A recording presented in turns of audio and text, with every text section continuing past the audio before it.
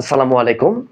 সুপ্রিয় সপ্তম শ্রেণীর শিক্ষার্থীবৃন্দ, আশা করি আপনারা সবাই ভালো আছেন এবং সুস্থ আছেন।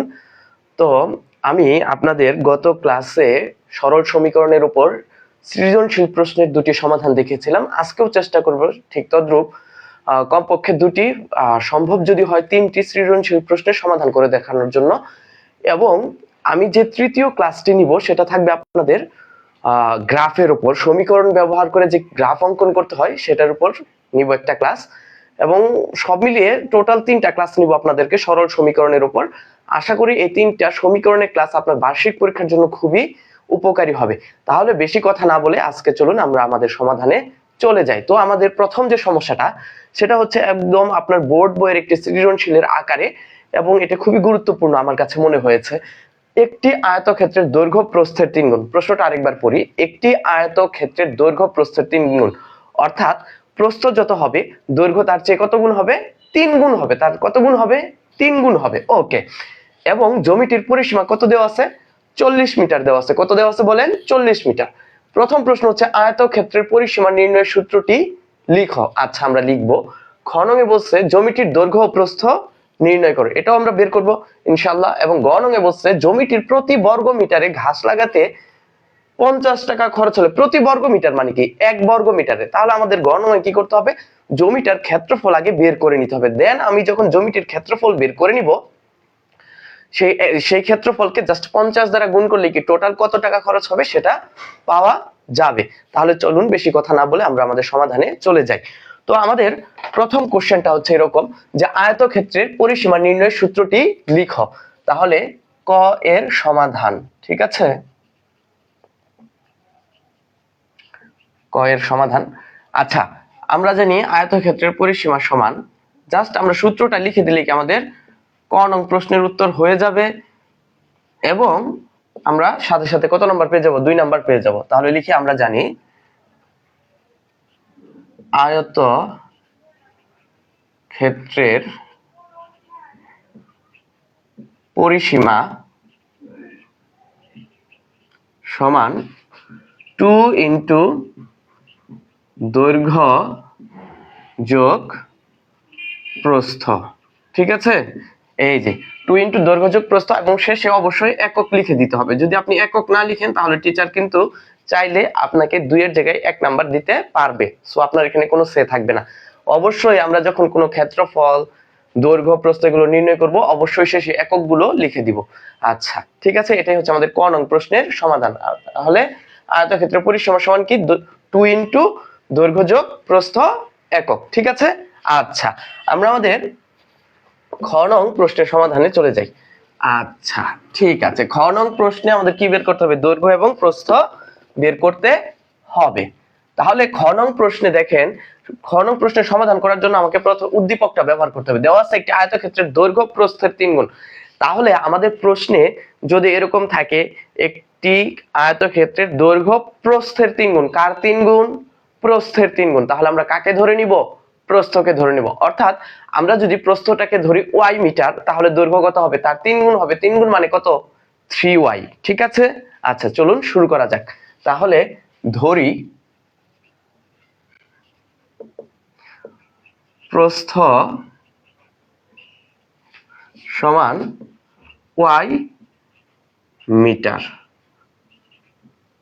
ঠিক আছে? তাহলে দৈর্ঘ্য কত হবে? প্রস্থের কয় গুণ স্যার? দেওয়া আছে 3 গুণ। 3 গুণ মানে কত? y এর 3 গুণ মানে কি? 3y metre. ওকে, এবার আমরা এই দৈর্ঘ্য প্রস্থ ব্যবহার করে জমিটির পরিসীমা দেওয়া আছে কত মিটার? 40 মিটার। তাহলে যদি আয়তক্ষেত্রটির প্রস্থ y মিটার হয় এবং দৈর্ঘ্য 3y মিটার হয়, তাহলে পরিসীমা কি হবে? তাহলে সুতরাং পরিসীমা সমান কত হবে দেখেন তো? পরিসীমা সমান, আমরা কোন কিন্তু সূত্রটা লিখছিলাম, পরিসীমা সমান কি ছিল? 2 ইন্টু দৈর্ঘ্য যোগ প্রস্থ, তাই না?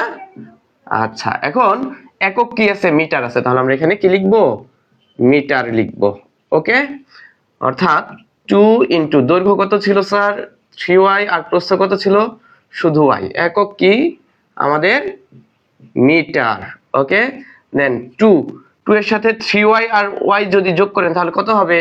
4y হবে, এই যে 4y মিটার সমান কত বলেন, 2 এর সাথে 4y গুণ করলে কত হবে, 8y।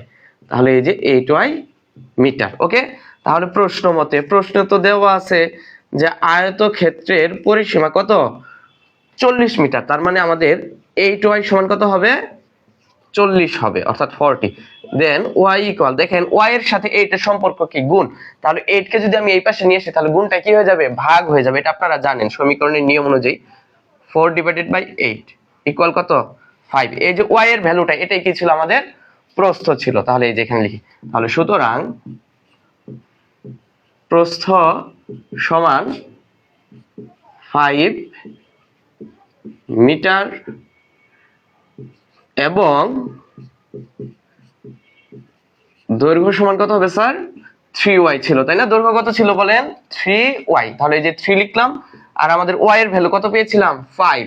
তাহলে এই যে y এর পরিবর্তে কত লিখে দিব, 5 মিটার। ঠিক আছে, তাহলে কত মিটার পেলাম স্যার, 15 মিটার। ঠিক আছে, তাহলে অতএব আমাদের কিন্তু দৈর্ঘ্য প্রস্থ বের করা শেষ হয়ে গেল। তো আমাদের কি বলছিল, খ নং এ জমিটির দৈর্ঘ্য প্রস্থ নির্ণয় করো। তাহলে অতএব এইভাবে আমরা লিখে দেব উত্তরে, দৈর্ঘ্য 15 মিটার এবং প্রস্থ কত স্যার, প্রস্থ পেয়েছিলাম 5 মিটার। এই তো আমাদের অ্যান্সার চলে আসছে। ঠিক আছে, তাহলে দেখেন আমরা খ নং এর প্রশ্নটা কিভাবে সমাধান করেছি। আমাদের উদ্দীপকটা ব্যবহার করেছি আমরা। উদ্দীপকে কি দেওয়া আছে, একটি আয়তক্ষেত্রের দৈর্ঘ্য প্রস্থের কয় গুণ, 3 গুণ। তাহলে ধরি প্রস্থ সমান কত মিটার, y মিটার। তাহলে দৈর্ঘ্য কত হবে, দৈর্ঘ্যটা কি হবে, প্রস্থের 3 গুণ। অর্থাৎ প্রস্থ যদি y হয় তাহলে দৈর্ঘ্য আমাদের কি হবে, y এর 3 গুণ। y এর 3 গুণ মানে কত, 3y মিটার। এগুলো আপনারা ক্লাস 6 এই শিখে ফেলেছেন। আচ্ছা, তাহলে সুতরাং পরিসীমা দেওয়া আছে না 40 মিটার। তাহলে সুতরাং পরিসীমার সূত্র কি, 2 ইনটু দৈর্ঘ্য যোগ প্রস্থ। আর আমাদের একক হিসেবে কি দেওয়া আছে, এখানে মিটার দেওয়া আছে, এই যে মিটার লিখলাম। তাহলে 2 দৈর্ঘ্যের পরিবর্তে এই যে দেখেন দৈর্ঘ্য কত ছিল, 3y, এই যে 3y এখানে লিখেছি।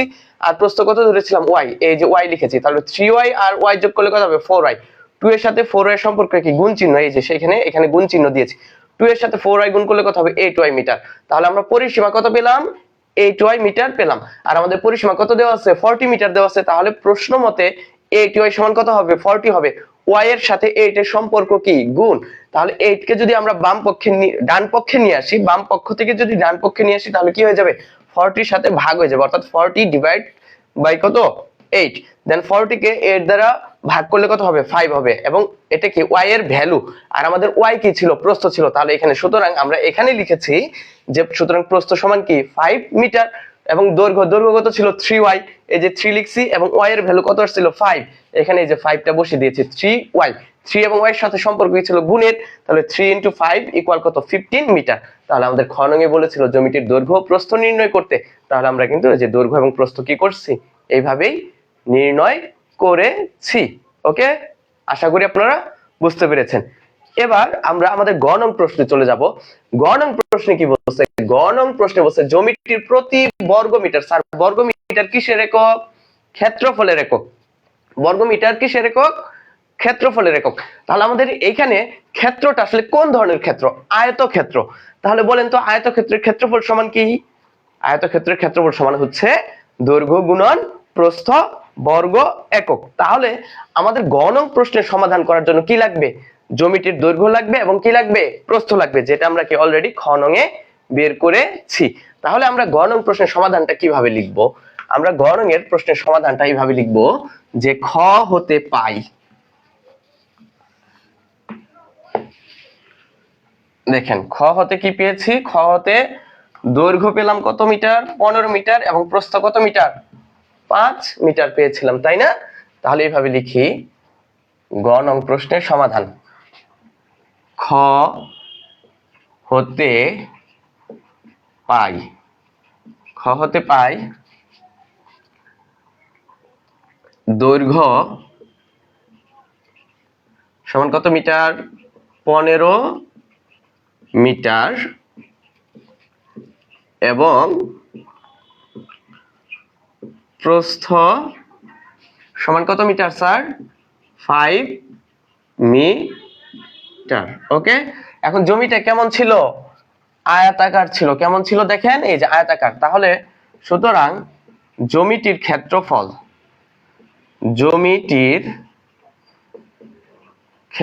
সমান কি হবে? দৈর্ঘ্য গুণন প্রস্থ। দৈর্ঘ্য গুণন প্রস্থ। কেমন? আচ্ছা, দৈর্ঘ্য গুণন প্রস্থ। এখানে এককটা কি দিব? বর্গ মিটার, কারণ আমাদের দৈর্ঘ্য এবং প্রস্থ উভয়ই কিসে দেওয়া আছে? মিটার এককে দেওয়া আছে। তাহলে দৈর্ঘ্য কত পেয়েছিলাম যেন? 15, আর প্রস্থ কত পেয়েছিলাম? 5, অর্থাৎ 5 বর্গ মিটার। ওকে, তাহলে 5 এবং 15 গুণ করলে কত হবে? 75, অর্থাৎ 75 বর্গ মিটার। আচ্ছা, তাহলে আমরা কিন্তু জমিটির ক্ষেত্রফল বের করে ফেললাম কত? 75 বর্গ মিটার। এবং আমাদের প্রশ্নে বলা আছে জমিটির প্রতি বর্গ মিটারে ঘাস লাগাতে কত টাকা খরচ হয়? 50 টাকা খরচ হয়। তাহলে আমরা এইভাবে লিখব, প্রশ্ন অনুযায়ী জমিটির 1 বর্গ মিটারে ঘাস লাগাতে খরচ হয় কত টাকা? 50 টাকা। এইভাবে লিখবো জাস্ট, যে প্রশ্নানুযায়ী জমিটির 1 বর্গ মিটারে ঘাস লাগাতে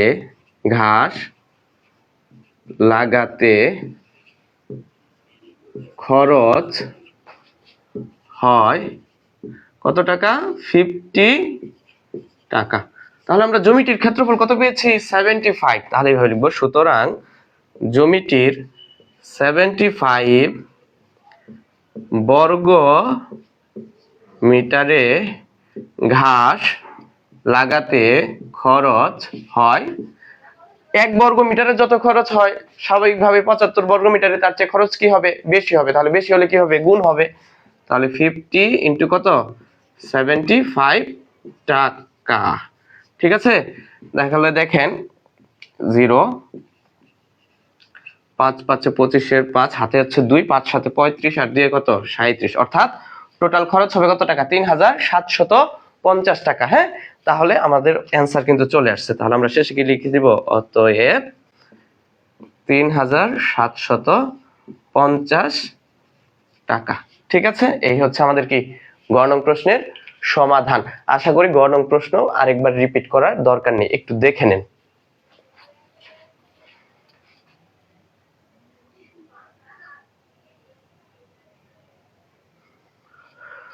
ওকে, ঠিক আছে, তাহলে আমরা আমাদের পরবর্তী প্রশ্নে চলে যাব। দ্বিতীয় কোশ্চেনটা আমরা সমাধান করব, তার আগে বোর্ডটা পরিষ্কার করে নেই।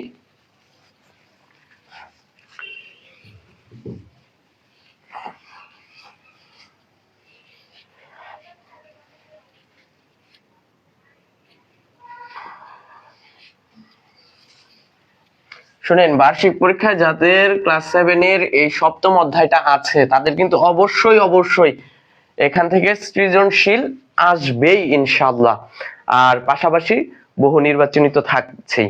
আচ্ছা, আমাদের দ্বিতীয় কোশ্চেন আমি যেটা নিয়ে আসছি আপনাদের জন্য সেটা হচ্ছে এরকম, যে একজন ফল বিক্রেতার মোট ফলের এত অংশ আপেল। আচ্ছা, দ্বিতীয় কোশ্চেনটা আমি লিখি, একজন ফল বিক্রেতার মোট ফলের অর্ধেক অংশ আপেল। তারপর কি লিখেছে প্রশ্নটাতে? প্রশ্নটা লিখেছে 1/3 অংশ আম এবং হ্যাঁ, আচ্ছা, 1/3 অংশ আম, সমস্যা নেই, এবং 40টি কি রয়েছে? কমলা রয়েছে, এবং 40টি কমলা রয়েছে। এই যে উদ্দীপকটা দেখে কিন্তু আপনার বোর্ড বইয়ের একটা প্রশ্নের কথা আপনার মনে হচ্ছে, তাই না? বোর্ড বই কিন্তু এরকম একটা কি প্রশ্ন আপনাদের আছে। এবং এতটি কমলা রয়েছে। তো আমাদের ক নং প্রশ্নে কি বলছে? ক নং প্রশ্নে বলছে যে মোট ফলের সংখ্যা এক্স হলে আপেল ও কমলার সংখ্যা কি করো? এক্স চলকের মাধ্যমে প্রকাশ করো। আচ্ছা, তাহলে কি প্রশ্নটা? যে মোট ফলের সংখ্যা এক্স হলে আপেল এবং আমের আর কি, এক্স হলে আপেল এবং আমের সংখ্যা এক্স চলকের মাধ্যমে প্রকাশ করো। এক্স চলকের মাধ্যমে প্রকাশ করো। ঠিক আছে, প্রকাশ এই যে করো লিখে দিলাম। হ্যাঁ, খ নং কোশ্চেনে বলছে যে সমীকরণ গঠন করে মোট ফলের সংখ্যা নির্ণয় করো। খ নং প্রশ্নে বলেছে যে সমীকরণ গঠন করে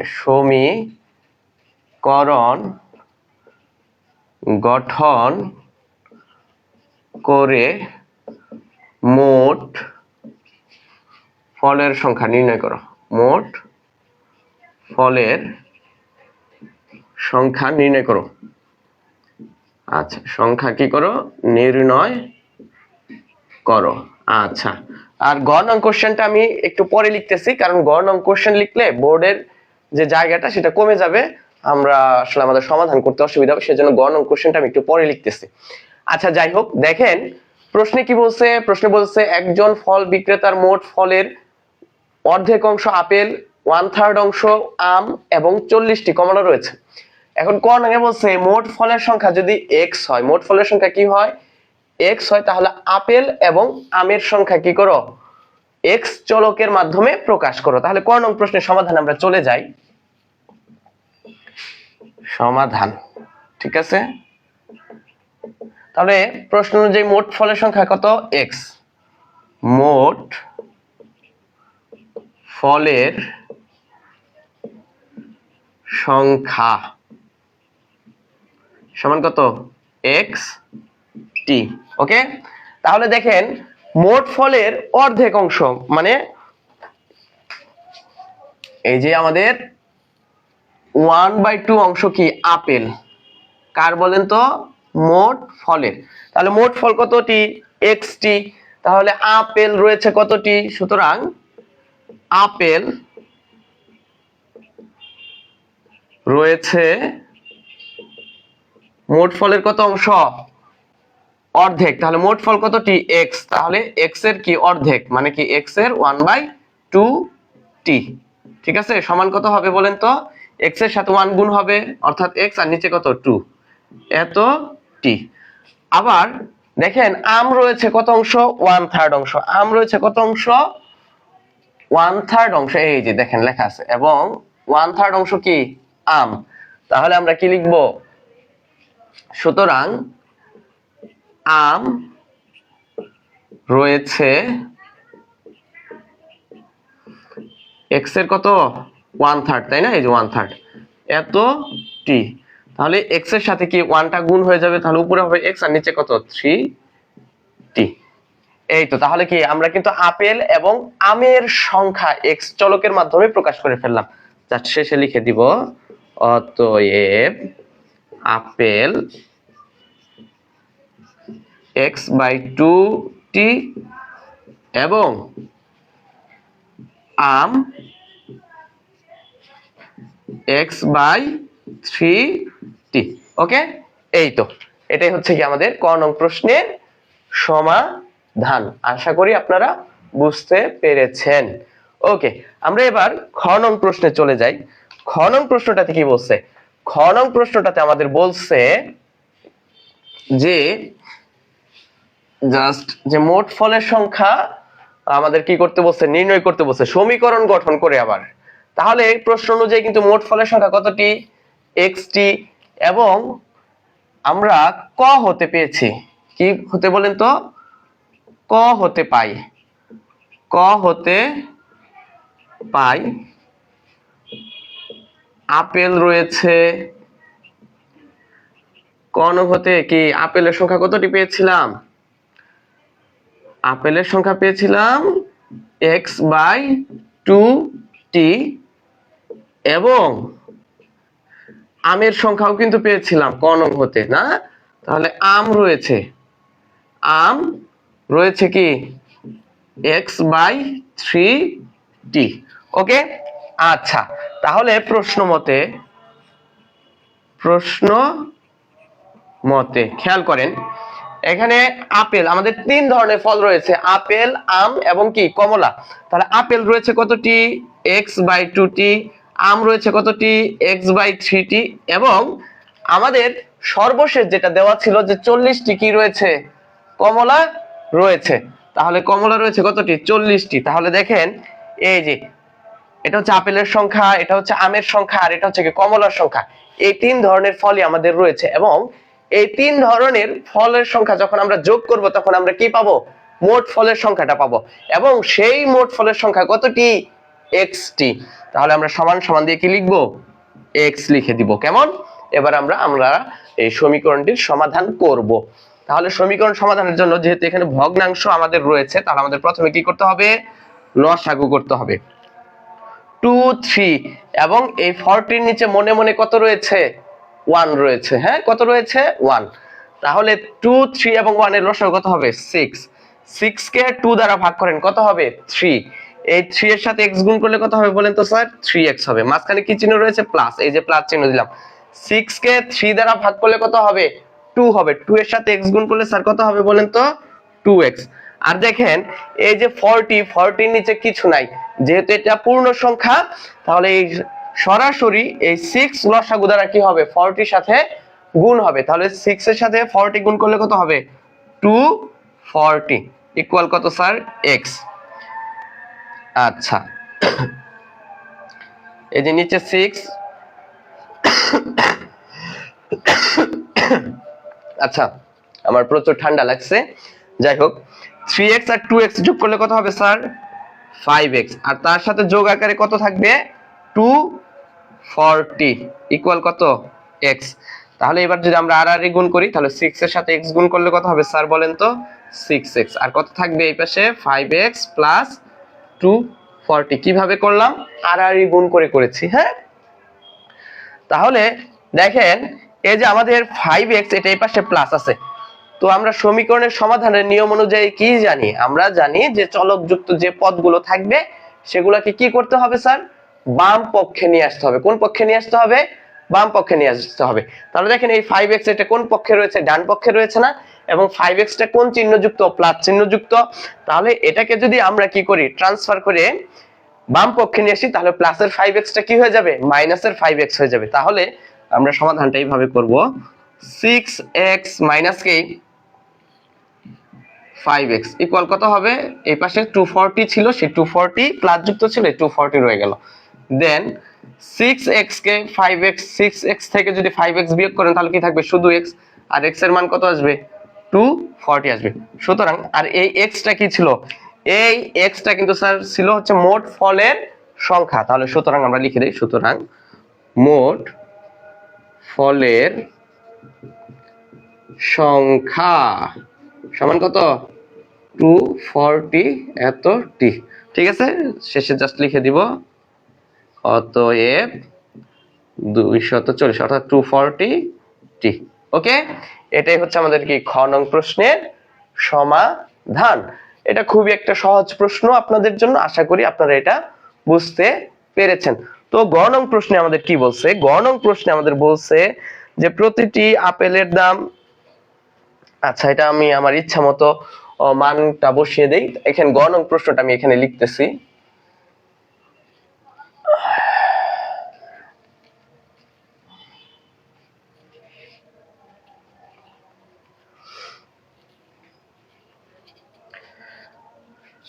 আচ্ছা দেখেন, গ নং হচ্ছে প্রতিটি আপেলের দাম 30 টাকা আমের দাম 20 টাকা এবং কমলার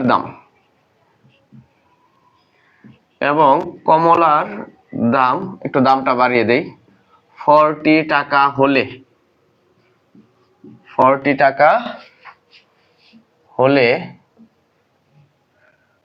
সবগুলো ফল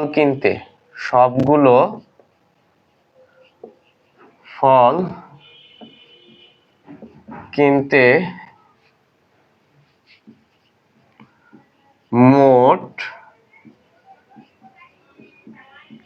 কত টাকা লাগবে? ঠিক আছে, তাহলে গ নং কোশ্চেনটা কি স্যার? গ নং প্রশ্নটা হচ্ছে প্রতিটি আপেলের দাম 30 টাকা, আমের দাম 20 টাকা এবং কমলার দাম কত টাকা হলে 40 টাকা হলে সবগুলো ফল কিনতে মোট কত টাকা লাগবে। তাহলে আপনি যদি খেয়াল করেন তাহলে আমরা মোট ফলের সংখ্যা কত পেয়েছিলাম 240টি। তাহলে এক্স এর পরিবর্তে জাস্ট আমরা এখানে কিন্তু লিখে দিব কত 240। তাহলে খ নং হতে পেয়েছিলাম এটা আর কি সম্পূর্ণটাই। আমরা গ নং প্রশ্নের সমাধানটা করছি, দেখেন তাহলে মোট ফলের সংখ্যা কত পেয়েছিলাম যেন খ নং এ 240টি। ওকে, আচ্ছা দেন আমরা দেখেন আমরা কিন্তু টোটালি আপেলের সংখ্যা কতটি এবং আমের সংখ্যা কতটি সেটা কিন্তু বের করিনি। তাহলে আমরা এখানে বের করব যে আপেলের সংখ্যা রয়েছে কতটি x/2টি। আচ্ছা x/2, তাহলে x/2 এখন জাস্ট x এর মানটা বসাই দেব। এখানে x এর মান কত হবে বলেন তো 240 আর নিচে কত 2টি। তাহলে 240 কে 2 দ্বারা ভাগ করলে কত হবে 120টি অর্থাৎ 120টি। তাহলে আমরা আপেল পেলাম কতটি 120টি। আচ্ছা এবার দেখেন এবং আম রয়েছে কতটি x/3টি। তাহলে x এর মান কত পেয়েছিলাম 240 পেয়েছিলাম। তাহলে এখানে বসিয়ে দেই 240 ডিভাইডেড বাই 3টি। 240 কে 3 দ্বারা ভাগ করলে হবে 80 এতটি। ঠিক আছে, তাহলে খেয়াল করেন আমরা কিন্তু পেয়ে গেলাম আপেলের সংখ্যা এবং কি আমের সংখ্যা পেয়ে গেলাম। তাহলে জাস্ট আমরা এখন কি করব যে এখন একটি আপেল কিনতে স্যার আপনার কত লাগতেছে 30 টাকা লাগতেছে। তাহলে আমরা আপেল পেলাম কতটি 120টি। তাহলে লিখব সুতরাং আপেল কিনতে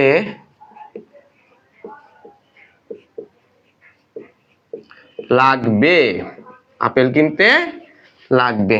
কত স্যার 120। প্রতিটি আপেলের দাম কত যেন স্যার ছিল 30 টাকা। তাহলে কত দ্বারা গুণ করব 30 দ্বারা গুণ করব এত টাকা। টোটাল কত হবে 3 কে 12 দ্বারা গুণ করলে কত হবে 36 আর এই যে এই শূন্য এবং এই শূন্য অর্থাৎ দুইটি শূন্য এই যে এত 3600 টাকা লাগবে। আর হচ্ছে সুতরাং কি পেয়েছিলাম আম রয়েছে কতটি 80টি। তাহলে আম কিনতে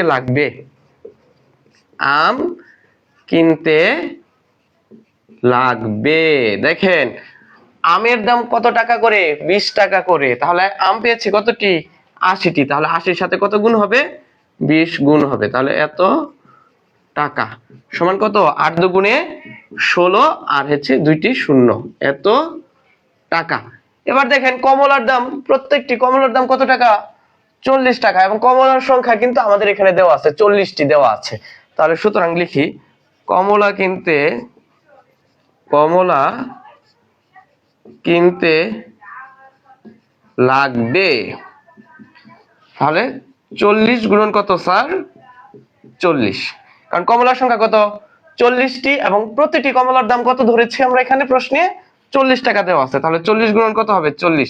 তাহলে 40 আর 40 গুণ করলে হবে কত 1600 এত টাকা। তাহলে আমরা এখানে কিন্তু পেলাম আপেল কিনতে আমাদের লাগবে 3600 টাকা, আম কিনতে লাগবে কত 1600 টাকা এবং কমলা কিনতে লাগবে কত 1600 টাকা। তাহলে টোটাল আমাদের কত টাকা লাগবে সেটা আমরা এখন বের করব, কারণ আমাদের প্রশ্নে বলছে সবগুলো ফল কিনতে কত টাকা লাগবে।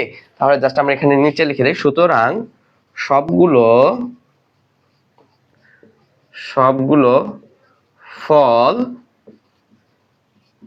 কিনতে লাগবে। তাহলে আপেল কিনতে কত লাগতেছে 3600 টাকা। দেন আমাদের আম কিনতে লাগতেছে 1600 টাকা, আর আমাদের কমলা কিনতেও লাগতেছে কত টাকা 1600 টাকা। তাহলে যোগ করি, দেখেন প্রত্যেকটা শেষে কয়টি শূন্য আছে, 2টি শূন্য আছে। তাহলে আগে এই 2টি শূন্য এখানে দিয়ে নিলাম। 16 আর 16, দেখেন খেয়াল করেন যোগ করার সিস্টেমটা। এই 16 আর 16 যোগ করলে কত হবে 32। 32 এর সাথে যদি আপনি 36 যোগ করেন তাহলে কত হবে 68। কত হবে 68, অর্থাৎ 6800 টাকা লাগবে। টোটাল আমাদের কত টাকা লাগবে 6800 টাকা। তাহলে অতএব 6800 টাকা। ঠিক আছে, ওকে। আচ্ছা, আমি আরেকবার গ নং প্রশ্নটা আপনাদের সমাধান প্রক্রিয়া কি সেটা দেখিয়ে দিচ্ছি। দেখেন আমাদের গ নং প্রশ্ন বলছে প্রতিটি আপেলের দাম 30 টাকা, আমের দাম 20 টাকা এবং কমলার দাম কত টাকা হলে 40 টাকা হলে সবগুলো ফল কিনতে মোট কত টাকা লাগবে। তাহলে দেখেন গ নং প্রশ্ন সমাধান আমরা খ নং এ কিন্তু পেয়েছিলাম। আমাদের খ নং প্রশ্নটা ছিল যে মোট ফলের সংখ্যা কি করো নির্ণয় করো। তাহলে আমরা কি পেয়েছিলাম মোট ফলের সংখ্যা কত পেয়েছিলাম খ নং এ 240টি। এই যে সেই 240টি এখানে লিখেছি। ওকে, আচ্ছা দেখেন ক নং এর প্রশ্ন বলছিল যে আপেল এবং আমের সংখ্যা x চলকের মাধ্যমে কি করো প্রকাশ করো। তাহলে ক নং হতে পেয়েছিলাম যে আপেল রয়েছে কতটি x/2টি। তাহলে x এর মান কত 240। এই যে x এর মান এখানে 240 বসিয়েছি, 240 কে 2 দ্বারা ভাগ করেছি, কত পেয়েছি 120টি। অর্থাৎ আপেল পেলাম কতটি 120টি।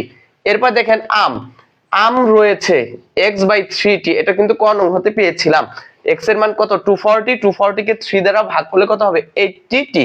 ওকে, তাহলে আপেল কিনতে লাগবে কত টাকা, একটি আপেল কিনতে লাগে আমার কত টাকা 30 টাকা। তো আমি আপেলের সংখ্যা কত পেয়েছি 120টি। তাহলে 120টি আপেল কিনতে কত লাগবে 120 গুণন 30 টাকা, অর্থাৎ 3600 টাকা। এরপরে সুতরাং আম কিনতে লাগবে, একটি আমের দাম কত টাকা করে ধরেছি 20 টাকা করে দেওয়া আছে প্রশ্নে। তাহলে একটির দাম যদি 20 টাকা হয় তাহলে 80টির দাম কত হবে 80 গুণন 20, অর্থাৎ কত টাকা 1600 টাকা। দেন আমাদের কমলার সংখ্যা কতটি দেওয়া আছে প্রশ্নে 40টি সংখ্যা দেওয়া আছে। কতটি দেওয়া আছে 40টি দেওয়া আছে। তাহলে এই যে 40 আর একটি কমলার দাম কত টাকা 40 টাকা। তাহলে সুতরাং কমলা কিনতে লাগবে 40 গুণন 40, কারণ একটি কমলার দাম কত টাকা 40 টাকা। তাহলে সুতরাং 40টি কমলার দাম কত হবে 40 গুণন 40, অর্থাৎ 40 গুণন 40 কত হবে 1600 টাকা। সুতরাং দেখেন আমরা তো তিন ধরনের ফলই কিনেছি, আপেল, আম এবং কি কমলা। তাহলে সুতরাং সবগুলো ফল কিনতে লাগবে এই যে 3600 টাকা, 1600 টাকা এবং এই 1600 টাকার কি সমষ্টি। তাহলে 3600, 1600 এবং 1600 যোগ করলে কত হবে 6800 টাকা। এটাই হচ্ছে কি আমার গ নং প্রশ্নের সমাধান। ঠিক আছে, আশা করি আপনাদের বুঝতে অসুবিধা হচ্ছে না। ওকে, আচ্ছা এবার আমি আমাদের কিন্তু অলরেডি 2টি সৃজনশীল শেষ হয়ে গেল। আর শুনেন, আপনারা যদি প্রথম ক্লাসটি না দেখে থাকেন তাহলে অবশ্যই কিন্তু প্রথম ক্লাসটি দেখবেন। প্রথম ক্লাসে গুরুত্বপূর্ণ 2টি প্রশ্নের সমাধান করে দেখানো হয়েছে। ওকে, এবার আমি আপনাদেরকে তৃতীয় কোশ্চেনটা সমাধান করে দেখাবো এবং তৃতীয় কোশ্চেনটা খুবই ভালো একটা কোশ্চেন এবং আশা করি আপনাদের বুঝতে কি হবে না অসুবিধা হবে না। আর বাসায় সুন্দরভাবে পড়েন, স্পেশালি যারা ক্যান পাবলিকে রয়েছেন। আমি যতটুকু জানি ক্যান পাবলিকের হচ্ছে 30 তারিখ, মেবি সেটা হচ্ছে রবিবার। রবিবারে কি পরীক্ষা আপনাদের গণিত পরীক্ষাটা হবে। ঠিক আছে, ভালোভাবে পড়েন এবং আমার মনে হয় আপনারা যারা আমার কথা শুনতেছেন তারা বুঝতে পেরেছেন আমি কি বলতে চেয়েছি। আপনাদের কিন্তু অনেক স্টুডেন্ট এবং সেখানে এক নাম্বারের জন্য রোল নাম্বার কিন্তু একদম 20 জনের পিছনে চলে যেতে পারে। তাহলে যে যত শুনেন সারা বছর কি করেছে এটা বিষয় না, পরীক্ষার আগে কি করতেছে এটাই হচ্ছে বিষয়। পরীক্ষার আগে যদি আমি ভালো করে পড়াশোনা করি তাহলে অবশ্যই আমার কি পরীক্ষায় ভালো রেজাল্ট আসবে। তো আমার কথা হচ্ছে আপনি অবশ্যই অবশ্যই বাসায় খুব ভালোভাবে প্রত্যেকটা পরীক্ষা দিবেন। ওকে, প্রস্তুতি নিবেন। পরীক্ষা তো আসলে বাসায় দিবেন না, পরীক্ষা দিবেন পরীক্ষার হলে। তো বাসায় ভালোভাবে প্রস্তুতি নেন, গাইড থেকে এমসিকিউ গুলো একদম A to Z সব পড়বেন। আর সব কথা শেষ কথা হচ্ছে বোর্ড বইটা আপনাকে ভালো করে পড়তেই হবে যদি আপনি ভালো মার্কস পেতে চান ইন এনি সাবজেক্টস। ওকে, ঠিক আছে।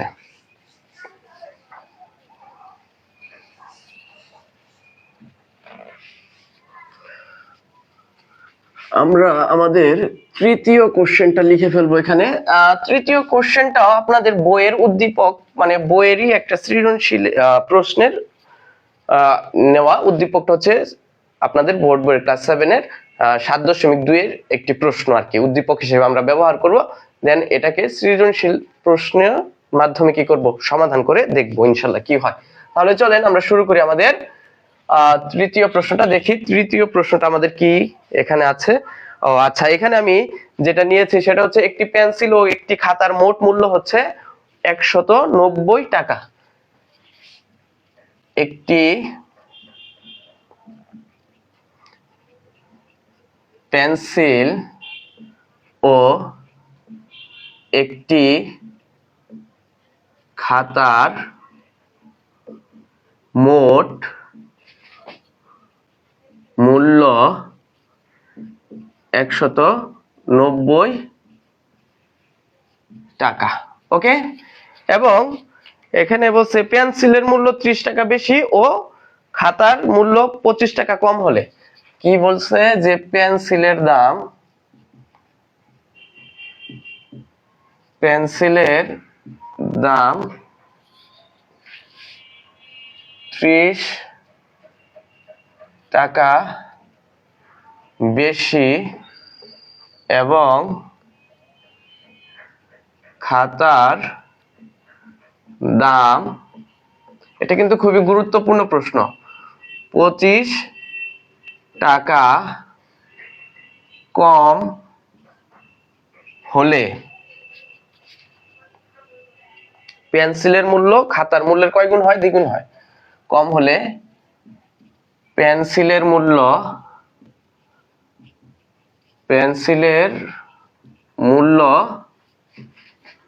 খাতার মূল্যের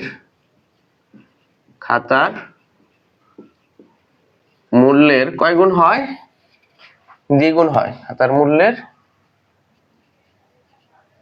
দ্বিগুণ হয়। ওকে, এইটুকু। আচ্ছা, এবং এখানে দিয়ে দিয়েছে যে একটি পেন্সিলের মূল্য x টাকা এবং একটি খাতার মূল্য কি y টাকা। ব্র্যাকেটে দিয়ে দিয়েছে একটি পেন্সিলের মূল্য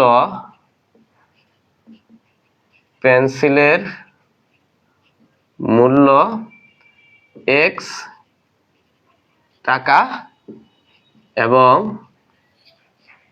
খাতার মূল্য, অর্থাৎ আমাদের চলক দিয়ে দেওয়া আছে যে আমাদের পেন্সিলের মূল্য ধরতে হবে x টাকা এবং খাতার মূল্য কত ধরতে হবে, y টাকা। ঠিক আছে, তো আমাদের প্রথম প্রশ্ন ক নং এ বলছে যে একটি পেন্সিল ও একটি খাতার মোট মূল্য কি করো, সমীকরণের মাধ্যমে প্রকাশ করো। তাহলে ক নং প্রশ্নটাকে সমাধান, ক নং প্রশ্নটা লিখবে, একটি করে প্রশ্ন লিখবো আর একটি করে প্রশ্নের কি করব, সমাধান করব। তো আমাদের প্রশ্নে কি বলা আছে যে একটি পেন্সিল ও একটি খাতার মূল্যকে সমীকরণের মাধ্যমে প্রকাশ করো। একদম সহজ, এটা সবাই পারবে, ক্লাস 6 এর বাচ্চারাও পারবে। সমীকরণের মাধ্যমে প্রকাশ করো। ওকে, তাহলে এটা সমাধান আগে করে নেই। এখানে বলছে একটি পেন্সিল ও একটি খাতার মূল্যকে সমীকরণের মাধ্যমে প্রকাশ করো। স্যার শুনেন, এই একদম প্রথম লাইন থেকে এটা সমাধান করব। একটি পেন্সিল ও একটি খাতার মোট মূল্য কত টাকা, 190 টাকা। ভালো কথা। এবং আমাদের শেষে দেওয়া আছে একটি পেন্সিলের মূল্য কত টাকা ধরতে হবে, x টাকা, এবং একটি খাতার মূল্য কত ধরতে হবে, y টাকা। তাহলে একটি খাতার মূল্য কয় টাকা ধরতে হবে বলেন, y টাকা, আর একটি পেন্সিলের মূল্য কত ধরতে হবে, x টাকা। তাহলে প্রশ্ন অনুযায়ী দেখেন তো, তাহলে একটি পেন্সিলের দাম কত টাকা, x টাকা, আর হচ্ছে একটি খাতার দাম কয় টাকা, y টাকা। তাহলে একটি পেন্সিল এবং একটি খাতার মোট মূল্য কত টাকা দেওয়া আছে, 190 টাকা, তাই না? তাহলে ক এর সমাধান, এটা হচ্ছে কি ক নং এর সমাধান। খেয়াল করেন, তাহলে প্রশ্ন অনুযায়ী এখানে জাস্ট লিখবো প্রশ্ন মতে, কারণ একটি খাতার মূল্য আমাদের ব্র্যাকেটে দেওয়া আছে কত টাকা, সরি একটি পেন্সিলের মূল্য কত দেওয়া আছে x টাকা এবং একটি খাতার মূল্য কত দেওয়া আছে y টাকা। তাহলে x প্লাস y সমান কত হবে স্যার বলেন তো 190 হবে, কারণ x দ্বারা বুঝিয়েছে একটি পেন্সিলের মূল্য আর y দ্বারা বুঝিয়েছে কি একটি খাতার মূল্য। তাহলে পেন্সিলের মূল্য এবং খাতার মূল্য একত্রে কত টাকা 190 টাকা, এই যে 190 টাকা লিখেছি, এটাই হচ্ছে কি আমাদের সমীকরণের মাধ্যমে প্রকাশ। এটাই হচ্ছে কি আমাদের ক নং প্রশ্নের সমাধান। ঠিক আছে, ওকে। এবার আমরা আমাদের খ নং প্রশ্নের সমাধান করব। ঠিক আছে, খ নং প্রশ্নটাতে কি বলছে যে খ নং প্রশ্নে বলছে x কে y এর মাধ্যমে কি করো প্রকাশ করো। আচ্ছা ঠিক আছে, দেখেন খ নং প্রশ্নে বলছে x কে y এর মাধ্যমে কি করো প্রকাশ করো।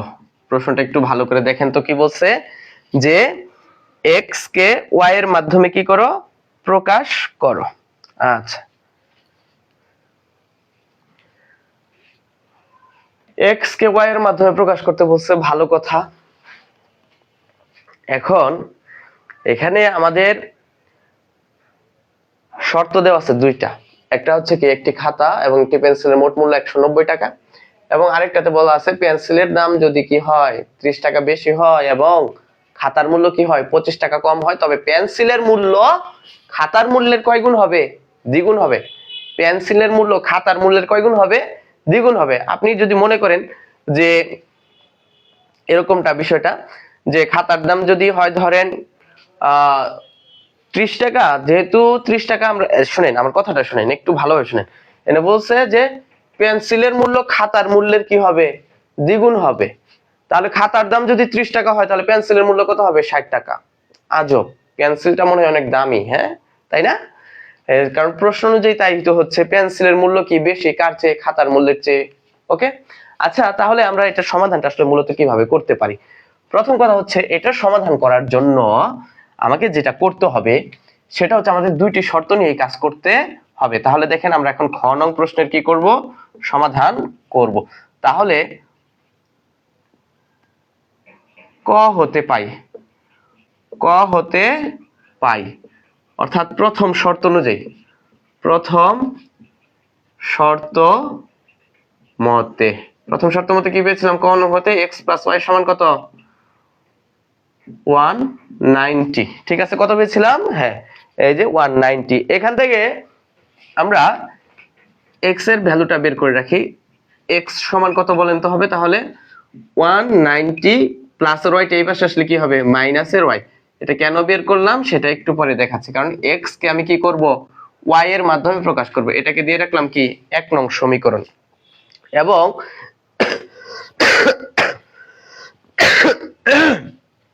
দেখেন দ্বিতীয় শর্ত মতে, কি মতে, দ্বিতীয় শর্ত মতে, দ্বিতীয় শর্তে কি বলছে যদি পেন্সিলের দাম কি হয় 30 টাকা বেশি হয় তাহলে একটি পেন্সিলের দাম কত টাকা ছিল বলেন তো x টাকা।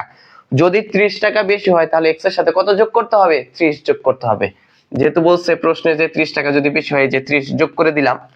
দেন আমাদের বলছে এবং পেন্স খাতার মূল্য কি যদি কি হয় খ নং-এ দেখেন খাতার মূল্য কত টাকা কম হলে 25 টাকা কম হলে, প্রশ্নে কিন্তু দেওয়া আছে। তাহলে খাতার মূল্য কত দেওয়া ছিল বলেন তো y টাকা। তাহলে এই যে y থেকে কি 25 টাকা কি করতে হবে বিয়োগ করতে হবে, তাই না? এটা হচ্ছে কি পেন্সিলের মূল্য ছিল x টাকা, তাহলে পেন্সিলের মূল্য যদি 30 টাকা বেশি হয় তাহলে পেন্সিলের মূল্য তখন কত হবে x প্লাস 30 টাকা। আর যদি আর হচ্ছে খাতার দাম যদি 25 টাকা কমে যায় তাহলে একটি খাতার দাম কত ছিল y টাকা, তাহলে 25 টাকা কমলে খাতার বর্তমান দাম কত হবে y মাইনাস 25 টাকা। এটা কিন্তু হচ্ছে স্যার পেন্সিলের বর্তমান দাম আর এটা হচ্ছে কি খাতার বর্তমান দাম। এখন বলছে যে পেন্সিলের মূল্য অর্থাৎ পেন্সিলের মূল্য খাতার মূল্যের কয় গুণ হবে দ্বিগুণ হবে। তাহলে জাস্ট এখানে আমরা সমান চিহ্ন ব্যবহার করি। এই যে পেন্সিলের যে মূল্যটা আছে সেটা কার মূল্যের দ্বিগুণ খাতার মূল্যের দ্বিগুণ, যার যত গুণ বলবে ঠিক তার সাথে তত দিয়ে গুণ দিব। আমার কথা বুঝতে পারছেন? যার যত গুণ বলবে ঠিক তার সাথে তত দিয়ে গুণ করব। তাহলে আমাদের এই প্রশ্নে বলেছে যে খাতার মূল্যের দ্বিগুণ হবে, তাহলে কি করব, খাতার মূল্যের সাথে কি করব, 2 দ্বারা গুণ করব। তাহলে এই যে খাতার মূল্য কি ছিল y - 25, এর সাথে কত গুণ দিব, এই যে 2 গুণ দিব। এটাই কি আমাদের দ্বিতীয় শর্ত চলে আসছে। এখন আমরা এটা ক্যালকুলেশন করে কি করব, x এর মানটা প্রকাশ করব, কারণ x কে y এর মাধ্যমে প্রকাশ করতে বলেছে। তাহলে প্রথম শর্ত মতে আমরা কি পেয়েছিলাম, x = কত 190 - y, এখানেও কিন্তু x কে আমরা y এর মাধ্যমে প্রকাশ করেছি। এবার এখান থেকেও কি x টাকে x এর মান শুধু বের করব এবং সেটা y এর মাধ্যমে প্রকাশ হয়ে যাবে ইনশাআল্লাহ। তাহলে চলেন আমরা শুরু করি। তাহলে x + 30 = 2 এর সাথে y গুণ করলে কি হবে 2y, আর 2 এর সাথে 25 গুণ করলে কত হবে স্যার 50। ওকে, দেন x = 2y - 50, এই যে স্যার প্লাসের 30 যদি বাম পক্ষ থেকে ডান পক্ষে চলে আসে তাহলে কি হয়ে যাবে মাইনাসের 30 হয়ে যাবে। তাহলে বা x = তাহলে কত হচ্ছে আমাদের 2y - 50 আর 30 মিলে কত হবে 80। এই দেখেন এখানেও কিন্তু x সমান কত পেলাম 2y - 80, অর্থাৎ এটা হচ্ছে আমাদের কি দ্বিতীয় সমীকরণ। তাহলে এই যে আমাদের প্রশ্নের যে শর্তটা দেওয়া ছিল, যে বা যে সব কথা বলা ছিল সেই কথার উপর ভিত্তি করে আমরা কিন্তু x কে y এর মাধ্যমে কি অলরেডি প্রকাশ করে ফেলেছি। প্রথম শর্ত মতে পেয়েছিলাম কি x + y সমান কি 190, এখান থেকে x সমান কত পেয়েছি 190 - y। দ্বিতীয় শর্ত মতে আমরা দেখেন যদি বলেছিল যে পেন্সিলের দাম যদি 30 টাকা বেশি হয় এবং কলমের খাতার দাম যদি 25 টাকা কম হয়, তাহলে পেন্সিলের মূল্য খাতার মূল্যের কয় গুণ হবে, দ্বিগুণ হবে। তাহলে এটা ছিল পেন্সিলের মূল্য আর এটা কি খাতার মূল্য। তাহলে প্রশ্নে কার দ্বিগুণ বলছে, খাতার মূল্যের দ্বিগুণ বলছে, সেজন্য আমি কি খাতার মূল্যের সাথে কত করছি 2 দ্বারা গুণ করছি। দেন এটাকে সমীকরণটা সমাধান করে x এর মান বের করেছি, অর্থাৎ x = কি হয় সেটা সমীকরণের মাধ্যমে প্রকাশ করেছি। তাহলে দেখেন প্রশ্নে বলছে x কে y এর মাধ্যমে প্রকাশ করো। জাস্ট আপনি কি করবেন, আপনার এই যে প্রশ্নে উদ্দীপক অনুযায়ী যে কয়টা শর্ত হয়, একটা হোক, দুইটা হোক, তিনটা হোক, সেই শর্তগুলো ব্যবহার করে আপনি জাস্ট কি করবেন x এর মানটা বের করবেন। তাহলে x = দ্বিতীয় শর্ত থেকে আমরা x এর মান কত পেলাম 2y - 80। এটাই কি x কে আমরা কি দ্বিতীয় শর্ত থেকে x কে y এর মাধ্যমে কি করেছি প্রকাশ করেছি। আর যদি আপনাকে প্রশ্নে বলে যে y কে x এর মাধ্যমে প্রকাশ করো, তাহলে আপনি আপনার কি করতে হবে y এর ভ্যালুটা বের করতে হবে। ঠিক আছে, এটাই হচ্ছে কথা। এখানে প্রশ্নে বলছে x কে y এর মাধ্যমে প্রকাশ করো, সেজন্য কি আমরা x এর মানটা বের করেছি দুইটা শর্ত ব্যবহার করে। আর আমাদের প্রশ্নে যদি আবার এরকম বলা থাকতো যে y কে x এর মাধ্যমে প্রকাশ করো, তাহলে কি আমরা y এর মানটা বের করতাম। ঠিক আছে, এইটুকুই তফাৎ। আমার কথা যদি বুঝতে অসুবিধা হয়, আপনি এই যে 2-3 মিনিট যে কথাটা বললাম এটা আরেকবার কষ্ট করে সুন্দরভাবে শুনবেন, আশা করি আপনার বুঝতে অসুবিধা হবে না। তাহলে আমরা আমাদের উদ্দীপক অনুযায়ী খ নং প্রশ্নের সমাধান কিন্তু করে ফেললাম, অর্থাৎ x কে y এর মাধ্যমে প্রকাশ করে ফেলেছি। ওকে, আচ্ছা ঠিক আছে, এটা একটু আপনারা একটু দেখেন, আমি জাস্ট একটু দেখি যে লাইভ ক্লাসটা চলছে কিনা।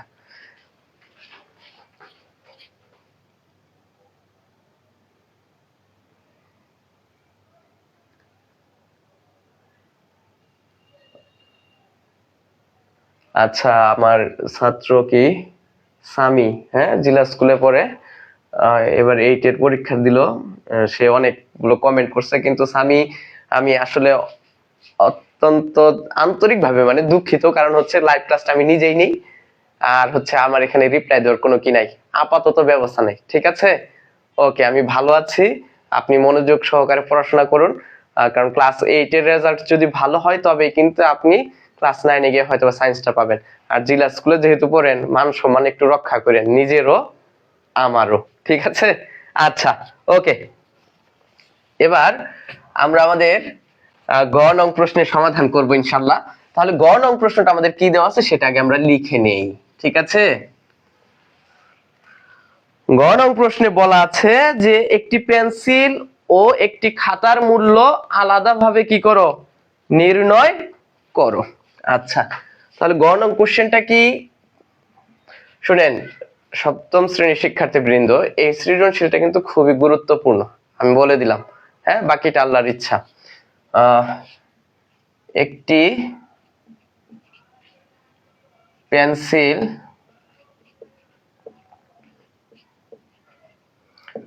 ও একটি খাতার মূল্য বের করো। খাতার মূল্য কি করতে বলছে? বের করতে বলেছে। আচ্ছা ঠিক আছে, একটি খাতার মূল্য ও একটি পেন্সিলের মূল্য বের করো। তাহলে আমরা যে খ নং প্রশ্নের সমাধান করেছিলাম, আপনার কি একটু একটু মনে আছে যে খ নং প্রশ্নে কি ছিল বলেন তো? খ নং প্রশ্নে কিন্তু আমরা x কে y এর মাধ্যমে কি করেছিলাম? প্রকাশ করেছিলাম, ঠিক আছে। এবং সেখানে মানে ওখানে কিন্তু আমরা উভয় মানে দুইটা শর্ত ব্যবহার করে দুই জায়গাতেই কি করছি? x এর মানটা বের করেছি। তাহলে দেখেন আমি তাহলে কিভাবে লিখবো?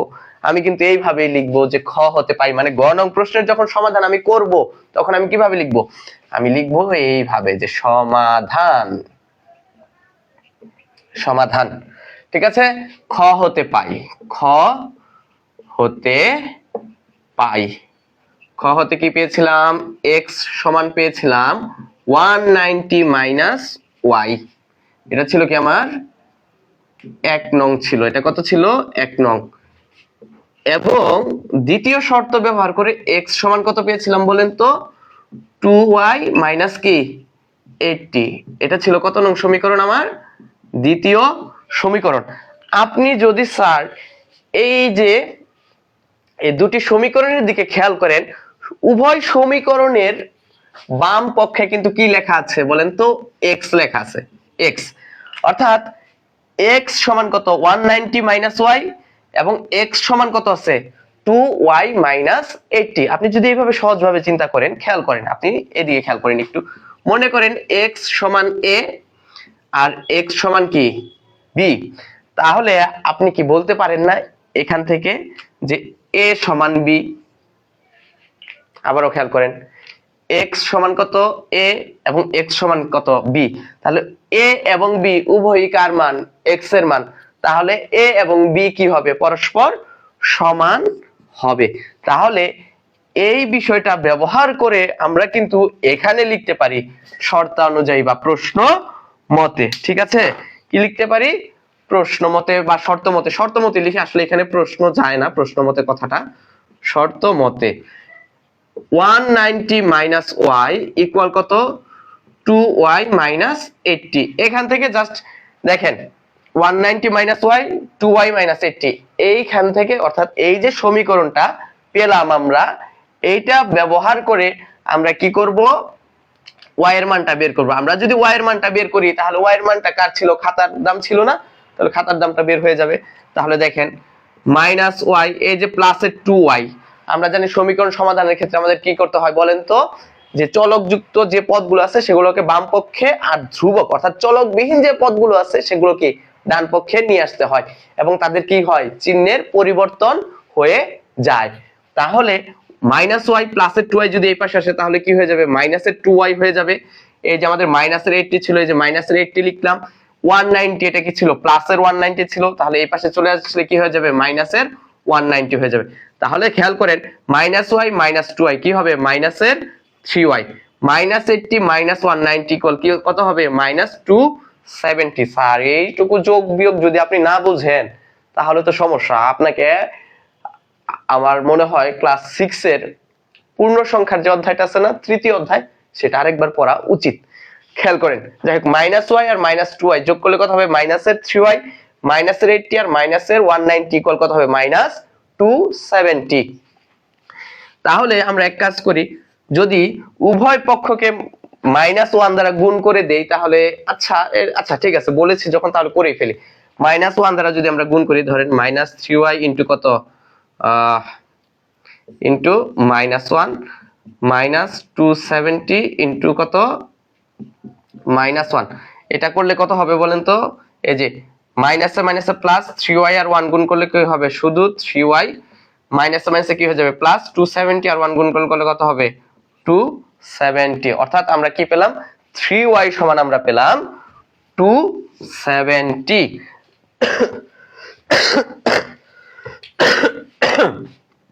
আচ্ছা, তাহলে এখানে দেখেন 3y সমান কত পেয়েছিলাম? 270 পেয়েছিলাম। 3y কত পেয়েছিলাম? 270। y এর সাথে 3 এর সম্পর্ক কি স্যার? গুণের। তাহলে যদি আমরা সাইড চেঞ্জ করে বাম পক্ষ থেকে 3 কে ডান পক্ষে নিয়ে আসি তাহলে কি হয়ে যাবে? ভাগ হয়ে যাবে। অর্থাৎ y সমান হবে কত 270 ডিভাইডেড বাই 3 ইকুয়াল কত 90। y টা কি ছিল স্যার খাতার দাম ছিল। সুতরাং আমরা লিখব যে সুতরাং খাতার দাম সমান কত টাকা 90 টাকা। আবার দেখেন এই y এর মানটা যদি আপনি 1 নং এ বসান তাহলে দেখেন এই যে 1 নং এ কি দেওয়া আছে বলেন তো x ইকুয়াল কত 190 মাইনাস y। তাহলে সুতরাং আমরা এখান থেকে ডাইরেক্ট কিন্তু লিখতে পারি যে পেন্সিলের দাম কত স্যার 190 মাইনাস y ছিল না এই যে y এর ভ্যালুটা কত পেয়েছি 90। তাহলে 190 মাইনাস কত 90 টাকা এই যে দিয়ে দিলাম। ঠিক আছে, তাহলে 190 থেকে যদি 90 বিয়োগ করেন তাহলে কত হবে 100 টাকা। তাহলে আমরা কি পেলাম খাতার দাম এবং পেন্সিলের দাম কিন্তু পেয়ে গেলাম। ওকে, আমার কথা বুঝতে পারছেন? এই যে এখানে দেখেন খাতার দাম কত আসছে, তাহলে এই যে y এর ভ্যালুটাই কত ছিল আমাদের খাতার মূল্য ছিল, সুতরাং খাতার মূল্য কত টাকা 90 টাকা। আর আমরা যদি 1 নং সমীকরণে y এর মানটা বসিয়ে দেই তাহলে কার মানটা পাবো x এর মানটা পাবো না। আর x এর মানটা মূলত কি ছিল পেন্সিলের দাম ছিল, সেখানে কিন্তু এখানে একবার লিখে দিয়েছি। সুতরাং পেন্সিলের দাম 190, এখানে y এর মানটা বসিয়েছি 90 ইকুয়াল কত 100 টাকা। সুতরাং আমরা শেষে লিখে দেব। দেখেন এখানে দেওয়া আছে যে একটি পেন্সিল ও একটি খাতার মূল্য বের করো, তাহলে জাস্ট অতএবে গিয়ে লিখে দিব এইভাবে যে অতএব একটির কথা উল্লেখ আছে তো সেজন্য একটি লিখে দিলাম। একটি এইভাবে আসলে উত্তর লিখলে সুন্দর হবে। একটি পেন্সিলের মূল্য কত টাকা 100 টাকা এবং একটি খাতার মূল্য কত টাকা স্যার 90 টাকা। ঠিক আছে, এই তো আমাদের সমাধান হয়ে গেল গ নং প্রশ্নের সমাধান। ঠিক আছে, আচ্ছা আশা করি প্রিয় শিক্ষার্থীবৃন্দ আজকে আপনাদের যে আমি 3টি সৃজনশীল প্রশ্নের সমাধান করে দেখালাম আপনাদের আশা করি কোনো প্রকার সমস্যা হয়নি বুঝতে। এরপরেও যদি কারো কোনো সমস্যা হয়ে থাকে অবশ্যই আমাকে জানাবেন, আমি চেষ্টা করব আপনাদেরকে সুন্দরভাবে বুঝিয়ে দেওয়ার জন্য। পাশাপাশি আমি জানি আমার যে স্টুডেন্টরা রয়েছেন তারা কি বলবো ময়মনসিংহ এর বিভিন্ন জায়গায় ছড়িয়ে ছিটিয়ে আছেন, হয়তোবা কেউ মুক্তাগাছা, কেউ ভালুকা, কেউ গৌরীপুর, এরকম আর কি বিভিন্ন জায়গায় রয়েছেন। অনেকেই আমার সাথে যোগাযোগ করেন যে স্যার এই অঙ্কটা বুঝিয়ে দেন, এটা বুঝি না একটু বুঝিয়ে দেন। এটা আমার খুবই ভালো লাগে যে না আপনারা আমার কাছে ক্লাস 6-এ পড়েছিলেন, এখন আপনারা ক্লাস 8-এ পড়ছেন, কেউ 7-এ পড়ছেন, তারপরেও আপনারা আমার সাথে যোগাযোগ রক্ষা করছেন। এবং আমারও খুব ভালো লাগে যে আপনাদের প্রশ্নগুলো সমাধান করে দিতে পেরে। তো আমার এক ধরনের রিকোয়েস্টই থাকবে, দেখেন জীবনটা হচ্ছে আপনার, আপনি কিভাবে সাজাবেন সেটা আপনি ভালো জানেন। তো আমি চেষ্টা করব আপনারা কোনো প্রকার জীবনে ভুল করবেন না, ভুল না করাই ভালো। যে কোনো ধরনের সমস্যা হলে সর্বপ্রথম বাবা মাকে জানাবেন যে আমার এই বিষয়টাতে সমস্যা হচ্ছে, সেটা যে কোনো বিষয় হোক, লজ্জা শরম কিচ্ছু রাখা যাবে না বাবা মার কাছে, অবশ্যই বাবা মার সাথে শেয়ার করতে হবে। ধরেন রাস্তায় আপনাকে কেউ কিছু বললো সেটাও আপনি বাসায় এসে বলবেন, ক্লাসে কেউ কিছু বলেছে সেটাও বাসায় এসে বলবেন, ভালো বললেও বলবেন মন্দ বললেও বাসায় এসে বলবেন যে আজকে আমাকে অমুক এই কথা বলেছে বা রাস্তা দিয়ে চলার সময় আমার এই সমস্যাটা হয়েছিল। অবশ্যই মা বাবাকে বলবেন। যদি সমস্যার কথা মা বাবাকে না বলে আপনি অন্য কাউকে বলেন হয়তো সে আপনাকে সুপরামর্শ না দিয়ে কুপরামর্শও দিতে পারে। আর বাবা মা সবসময় ভালো পরামর্শ দেয় সন্তানকে মা বাবা অনেক বেশি ভালোবাসে এবং সেটা আপনার কল্পনার বাহিরে যে আপনার মা বাবা কতটুকু আপনাকে ভালোবাসে। হয়তো আপনার মনে হতে পারে যে আমি কম পড়ছি, মা আমাকে বকছে, বাবা আমাকে বকছে, আসলে কেন বকতেছে? কারণ আপনি যদি এখন ভালোভাবে পড়াশোনা না করেন তাহলে তো আপনার ভবিষ্যতে আপনি সমস্যায় পড়ে যেতে পারেন। আপনার ভবিষ্যতের কথা চিন্তা করেই কিন্তু আপনার মা বাবা আপনাকে শাসনের মধ্যে রাখার চেষ্টা করে। এবং হয়তোবা দেখা যাচ্ছে কিছু কিছু বিষয় করতে নিষেধ করে, এই যে কিছু কিছু বিষয় করতে নিষেধ করতেছে, এই যে আপনি করতে যাচ্ছেন কিন্তু তারপর আপনাকে নিষেধ করতেছে, এটা আপনার ভালোর জন্যই বলতেছে। তো আমার সর্বশেষ কথা হচ্ছে আপনারা আপনাদের মা বাবার কথা শুনবেন এবং সবাইকে সম্মান দিবেন। ঠিক আছে, সবাই ভালো থাকেন, সুস্থ থাকেন, আল্লাহ হাফেজ।